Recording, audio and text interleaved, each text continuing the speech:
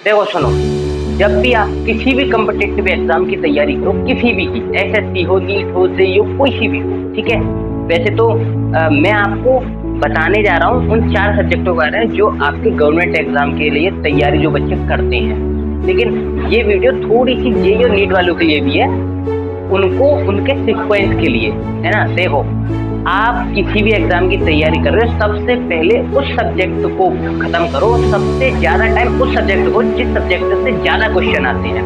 कहने का मतलब ये है कि बहुत से बच्चे क्या करते हैं कि जीएस को बहुत समय देते हैं। कॉम्पिटिटिव एग्जाम जो गवर्नमेंट की तैयारी कर रहे हैं उनके लिए बता रहा हूँ, जीएस को बहुत देते हैं। क्यों सर? जीएस खत्म नहीं होता है, उस पर 25 क्वेश्चन आते हैं सर, है ना, जीएस से, और बहुत सारे उसमें अलग अलग तरीके के वो आते हैं। देखो मैं बताता हूँ, होता क्या है कि आप लोग मैथ, रीजनिंग और इंग्लिश को छोड़ करके जीएस को ज्यादा समय देते हो, जीएस को ज्यादा इंपोर्टेंस देते हो। लेकिन आप सबसे पहले मैथ और रीजनिंग इंग्लिश को ही खत्म करो। उसका कारण क्या है?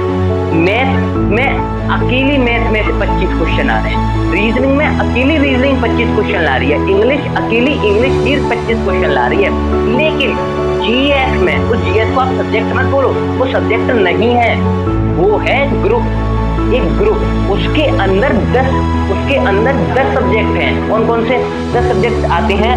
भूगोल है, फिजिक्स है, केमिस्ट्री है, बायोलॉजी है, हिस्ट्री है, और भी है, साइकोलॉजी है। ये सारी, क्योंकि जनरल नॉलेज है वो, भाई जनरल नॉलेज के अंदर तो बहुत सारी चीजें आती हैं, तो उसके अंदर 10 सब्जेक्टों में से 25 बनने हैं। मतलब कहने का मतलब ये है कि उसमें इतिहास में से 4 आ रहे हैं, भूगोल में से 3 आ रहे हैं, फिजिक्स में से 3 आ रहे हैं, ऐसे ऐसे करके टूट के 2-2 एक क्वेश्चन बन के 25 क्वेश्चन आते हैं 10 सब्जेक्ट में से।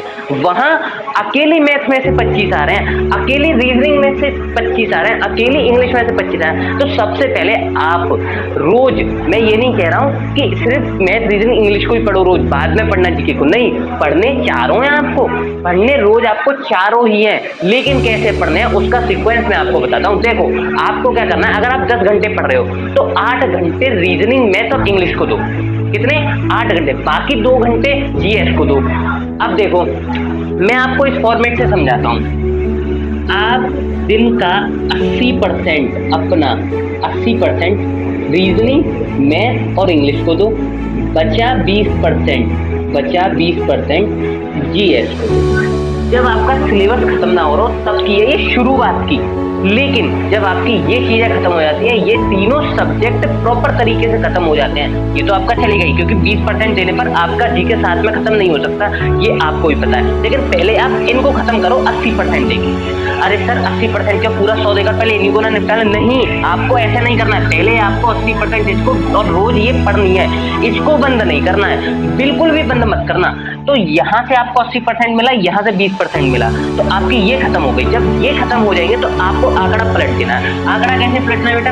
आंकड़ा आपको ऐसे पलटना है कि बची फिर दिन के 80% आप किसको दोगे? जीएस को दोगे, जीएस को दोगे, और फिर 20% आपको देने हैं मैथ, रीजनिंग और इंग्लिश को। मैथ, रीजनिंग और इंग्लिश को, ये 20% मैथ, रीजनिंग और इंग्लिश को। अब सर 2 घंटे में इन तीनों कैसे दें? अरे आपने यहाँ खत्म कर ली ना ये, अब तो बस आपकी प्रैक्टिस रह गई, तो बचे 2 घंटे प्रैक्टिस को दो, 8 घंटे इसे खत्म करने में लगाओ। तो इस तरीके से बैलेंस के साथ चलोगे ना तो आपका सिलेक्शन चुटकियों में हो जाएगा, 1 या 2 साल में। अगर आप 1-1 घंटे जीएस के अंदर के आने वाले सब्जेक्टों को रोज 1-1 घंटे देकर पढ़ रहे हो ना, तो 3-4 साल तक घिसते रहना, कुछ नहीं होगा, कुछ हासिल नहीं होगा। अगर आप इस तरीके से चलोगे ना तो आपका चुटकियों में 1 या 2, लास्ट 2 सालों में आपका सिलेक्शन हो जाएगा। आपको उसके साथ चलना है, किसके साथ? सीक्वेंस के साथ, बैलेंस के साथ में चलना है, ठीक है। तो इस तरीके से पढ़ाई करोगे ना तो आपका सिलेक्शन जरूर होगा। दूसरा ये कि मैं नींद पर जरूर कहना चाहूंगा, बच्चे क्या करते हैं कि कभी 11 बजे सोते हैं पढ़ के, कभी 10 बजे सोते हैं पढ़ के, कभी 9 बजे सोते हैं पढ़ के, कभी 12 बजे सोते हैं पढ़ के। ऐसा बिल्कुल नहीं करना है। आपको एक स्लीपिंग साइकिल बनानी है। स्लीपिंग साइकिल कैसे? देखो, आप अगर रोज 11 बजे सोते हो और सुबह 5 बजे उठते हो तो आपको सिर्फ यही करना है, चाहे सिलेबस में आप जैसे आप बैठे और 11 बजे तक आपकी मैथ खत्म नहीं हो पाई, कोई बात नहीं, 11 बजे का टाइम बांधा है, 11 बजे सो और 5 बजे उठ के खड़े हो जाओ कि अब मुझे पढ़ना है। आप ऐसे नहीं करोगे तो पहले मैथ को खत्म कर लो, चाहे 12 बज जाए, नहीं, अरे नींद आ रही है यार और आप पढ़ रहे हो, कोई फायदा नहीं है, जाकर के पहले सो लो। और रोज आपको 7 से 8 घंटे की नींद जरूरी है। आप